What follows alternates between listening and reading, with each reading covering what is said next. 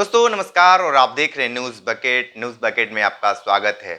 Samajwadi party के नेता आनंद प्रकाश तिवारी हैं और इनसे हम जानेंगे कि ओवैसी ने यूपी के लगभग 6 से 7 सीटों पर चुनाव लड़ाने का इरादा बना लिया है। उससे किस पार्टी को फायदा और किस पार्टी को नुकसान होगा।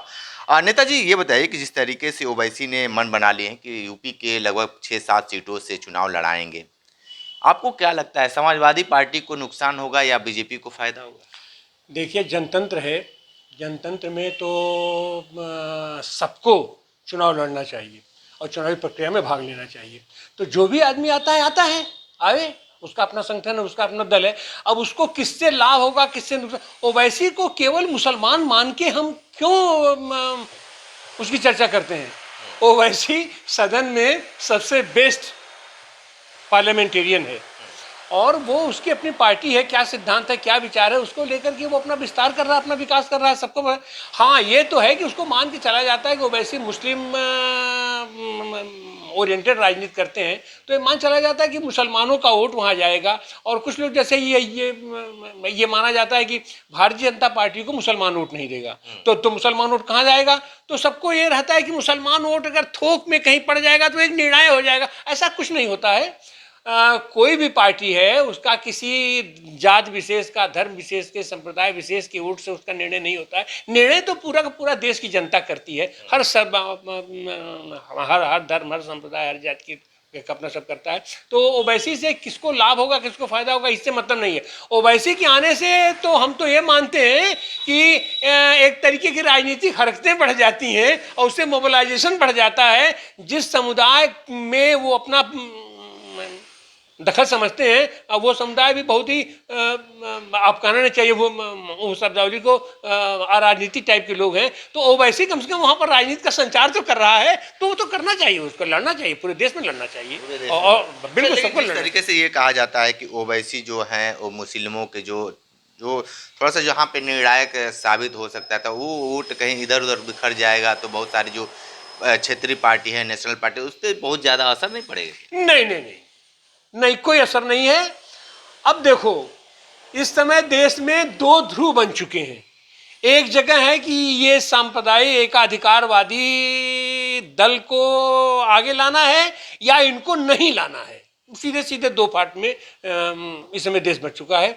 चाहे जितनी पार्टियां लड़े, छुटपुट हो तो हर जगह हो जाता है, अपना 10-5 वोट, 1500 वोट। लेकिन अब पूरा का पूरा देश बिल्कुल यो करके वो है। और तो जिस तरीके से ओवैसी को लेकर यूपी में जो चल रहे हैं और इस समय देख रहे हैं कि ज्ञान व्यापी का हो गया या मथुरा का हो गया, चाहे अयोध्या का होगा, ये सारे प्रकरण को लेकर आपको नहीं लगता है कि अगर ओवैसी अपने प्रत्याशी को अगर उतारते हैं तो उनको ज़्यादा समर्थन मिलेगा या ज़्यादा उनको लाभ मिलेगा? इन सारी चीज़ों से ओवैसी की राजनीति का कहीं कोई दूर दूर तक संबंध नहीं है।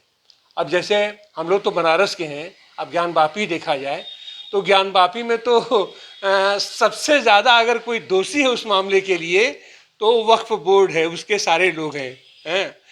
1 एकड़ जमीन है, 1 एकड़ मतलब समझते हैं, 30 बिस्वा जमीन है उसका, ज्ञान वापी वक्फ बोर्ड का। कहाँ 30 बिस्वा जमीन? 4-5 बिस्से में सिमट करके एक तो ढांचा वहां पर बच के रह गया है, तो बाकी जमीनें कहाँ गई? तो धीरे धीरे ये, और जाहिर सी बात है कि ये सब मिला जुला खेल होता है।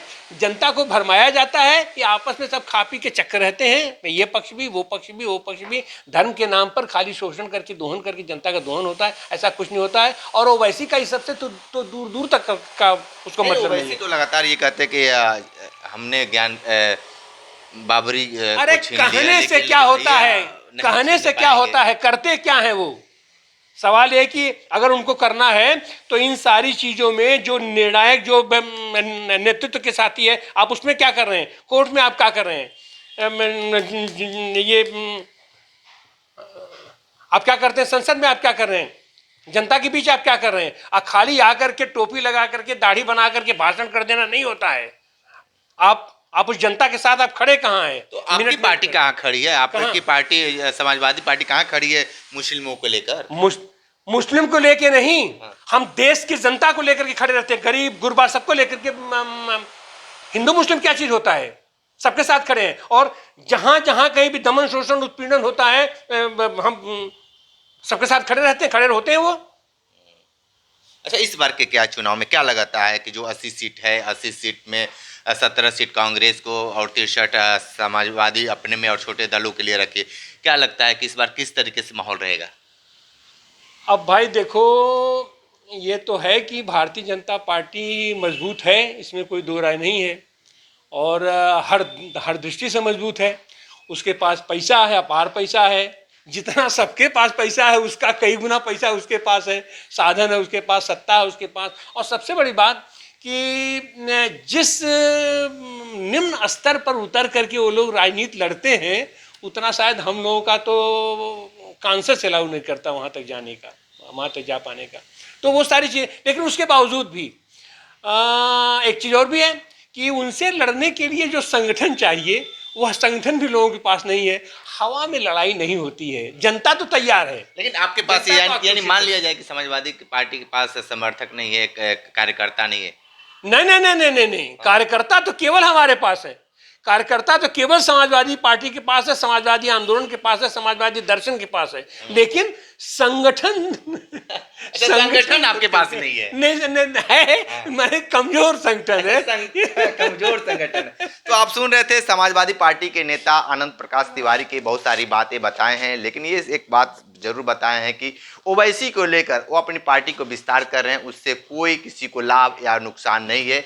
वो चाहे जितना भी विस्तार करना है कर लें, लेकिन यूपी की जो जनता क्या मूड बनाई है, वो जैसे ही चुनाव आएगा, परिणाम आएगा तो साफ आपके सामने दिखेगा। विशेष रिपोर्ट कर रहे थे, तो हमारे साथ बने रहिए। न्यूज बकेट के साथ हमें दीजिए इजाजत, नमस्कार। पेश है न्यूज बकेट हिंदी मासिक पत्रिका। पढ़ें इस महीने की पूरी खबर विस्तार से हमारे न्यूज बकेट की मैगजीन में। हमारी ई मैगजीन को मुफ्त में पढ़ने के लिए अभी लॉगिन करें www.newsbucket.in पर। इसके अलावा रोज की ताज़ा खबरों के लिए हमारे YouTube चैनल को तुरंत सब्सक्राइब करें।